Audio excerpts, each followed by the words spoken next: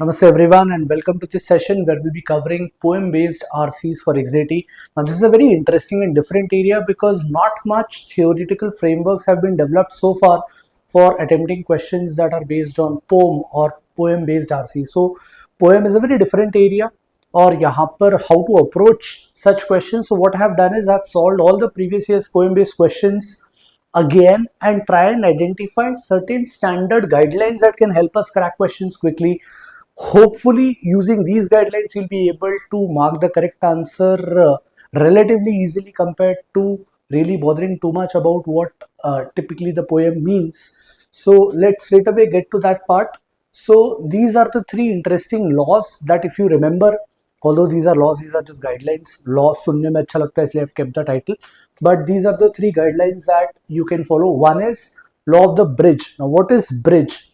Always remember that you are never expected to understand the poem on its face value. Literal meaning पे जाना ही नहीं है, which means always build a bridge between the physical object and the human emotion attached. For example, कभी भी poem में अगर आपको rain दिखा तो रेन का लिटरल मीनिंग रेन वाला तो लेना ही नहीं है ना. Understand that it has to be related to some or the other human emotion.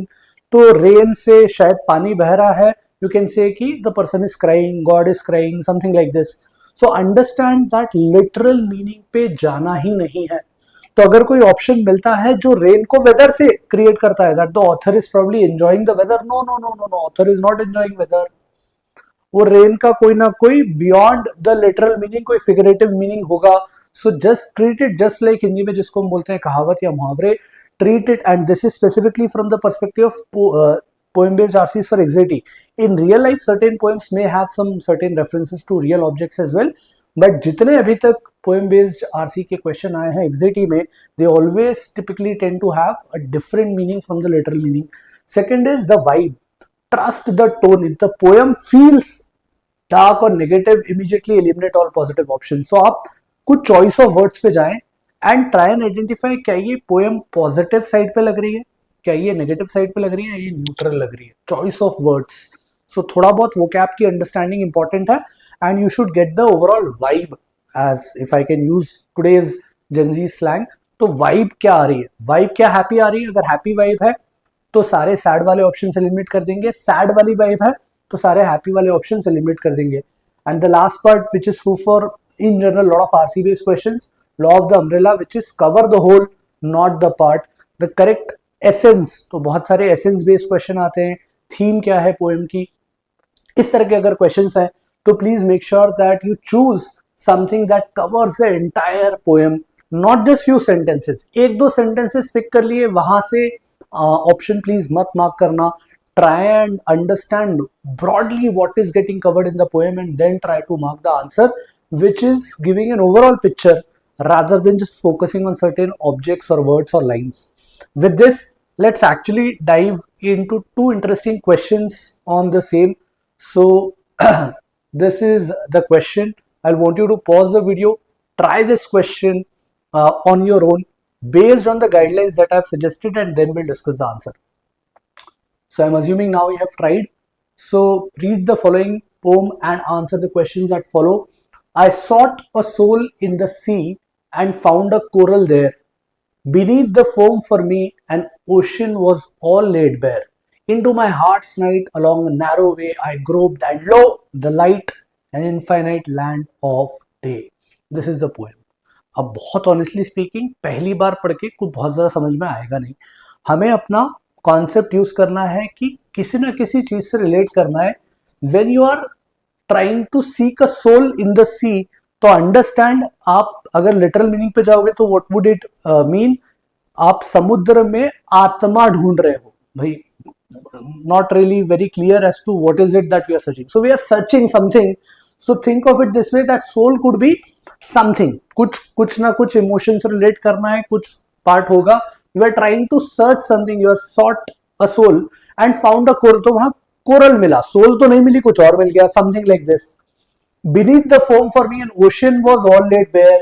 Into my heart's night, along a narrow way I groped. Into my heart's night मतलब दिल के अंदर झांक कर कुछ देख रहा है ऑथर शायद. So he is probably looking inside, maybe having his thoughts move inwards and question and low the light. Suddenly एक positive feeling आ रही है. Whenever you think of light, तो darkness is dull, negative, कुछ अलग सी theme जाती है. Suddenly you move towards light, it is positive. तो and low the light, and typically low is an expression that is of a positive surprise. Lo and behold एक phrase होता है. So वहां से you can relate an infinite land of the day. तो कुछ मिल गया उसे. Infinite land, positive side में कुछ मिल गया. Which of the following best captures the essence of the poem above? What lies outside is always deceptive. जो बाहर दिख रहा है तो think of it this way, ये शायद पहले पैराग्राफ से है, लेकिन जब अंदर झांक के देखा into my heart's night तो कुछ पॉजिटिव मिला. तो this is deviating from the third law, umbrella वाला, कि it should cover everything. सिर्फ शायद फर्स्ट लाइन को कवर कर रहा है. स्ट्रेट अवे रिजेक्ट कर दो, भले ही हमें समझ में नहीं आया पोएम एग्जैक्टली क्या थी. I have no idea honestly speaking. This can mean completely different to what I have interpreted, but I try and still mark the correct answer. A तो नहीं होगा. Pursue the narrow path and avoid the broadways. अब ये बहुत literal हो गया. Narrow path पे जाओ, ब्रॉडवेज पे मत जाओ. अगेन क्लैरिटी नहीं है. ऑप्शंस में कभी बहुत ज्यादा डीप डाइव ना करना पड़े ऐसा वेग सा ऑप्शन नहीं होना चाहिए. B is not the answer. External search is futile, explore the inner space for answers. तो जब आप समुद्र में आत्मा ढूंढ रहे हो कुछ नहीं मिलेगा, अपने मन के अंदर झांक के देखो सब कुछ मिल जाएगा. Something like this. So C possibly could be a good answer. D hearts pathways. अब ये लिटरल हो गया भाई. हार्ट के पाथवे के बारे में पोएम थोड़ी है. Are too broad and clear to find the destination. Heart के pathways are clear. Again you might feel कि पोएम में जिसे हार्ट बोला है उसे हम ऑप्शन में हार्ट बोल रहे हैं. ऐसा कनेक्ट लाने की जरूरत नहीं है. D should not be the answer. Light offers sight and insight. Looks a very cheeky kind of an option. Sight and insight. Light कुछ offer करे just because एक light word use कर लिया. Again missing the whole theme of the poem. Umbrella option नहीं है. तो clearly my answer should be choice C. This, if you have got it right based on the 3 laws, you are already on the right track. And this is an actual Exetica question. So actual Exetica question, if you have got it right, just on the basis of 3 guidelines in 5 minutes, believe me, if you practice hard enough, there'll be some difficult questions जो शायद सारे इन 3 guidelines से ना बन पाए, गलत हो जाए. But वो worst case scenario ना. If you attempt 15 odd questions and you get 13 right, you're done really well. So let's practice one more question on similar lines. Fragrant with steam were the days and the nights red, with many braziers in the beloved house of my father, my mother. Now think of it, general theme कैसा लग रहा है? Positive, negative, neutral. Beloved house of my father, my mother, positive theme है, positive लग रहा है. और fragrant with steam were the days and the nights red with many braziers. Now think of it, अगर word का मतलब नहीं पता है तो बहुत challenging हो जाएगा. It typically means heaters. तो ठंड में जब हीटर चलाए जाते हैं तो वहां पर the nights red का शायद सेंस वो है the redness because of the working of heaters. Fragrant with steam, so steam वाला कुछ सेंस ऑथर कहना चाह रहा है.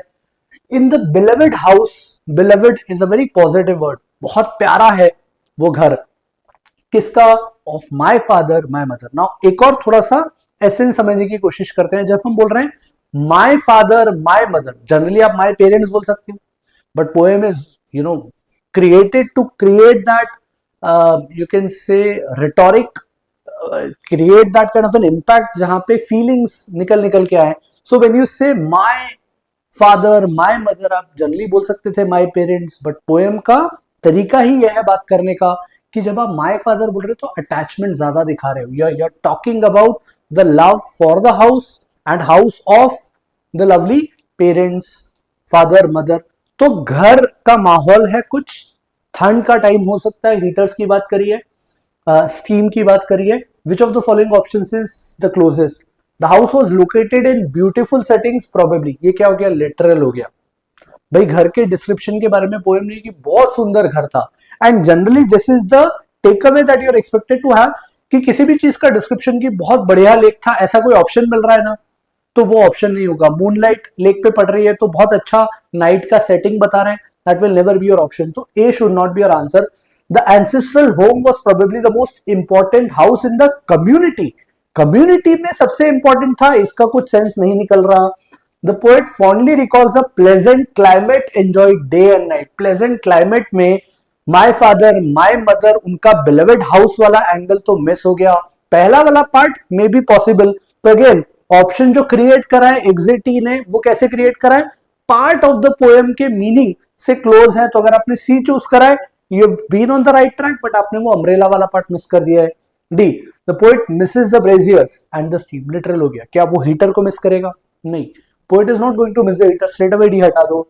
Everything about the house felt special because of her parents love for her. Now this is going beyond and saying कि भाई my father my mother वाला part आ गया, और ये हाउस वाला पार्ट भी आ गया कि घर की हर चीज, even the heaters were feeling special या हीटर्स फेल्ट स्पेशल। तो ये E probably in given options में सबसे अच्छा है। You might argue and say sir E भी बेकार है, बट जो हमने गाइडलाइंस पढ़ी उसके हिसाब से E should be the best possible answer. Again an actual एग्जिटी question. Now I have given you 2 sample questions. You can practice more questions, and if you feel the need, let me know. I'll try my best to record all the poem-based questions that have ever appeared in Exeti so far in a similar compilation with similar logic and reasoning of that person जिसका language के ऊपर command बहुत ज़्यादा अच्छा नहीं है. So I tend to feel कि I am not an expert in VRC. By a fair margin I can say कि I do not have any qualifications except maybe certain percentiles in previous year's CAT, but percentile किसी के भी आ सकते हैं अगर sincerely पढ़ लें exam के perspective से. So I am not an expert, but I can help you with reaching the correct answer probably, and it's your responsibility now to practice certain questions so that you get comfortable with trying to understand ki how to approach the right answer. So that's it from my side, I guess. I'll take a leave. Thank you so much. Ciao.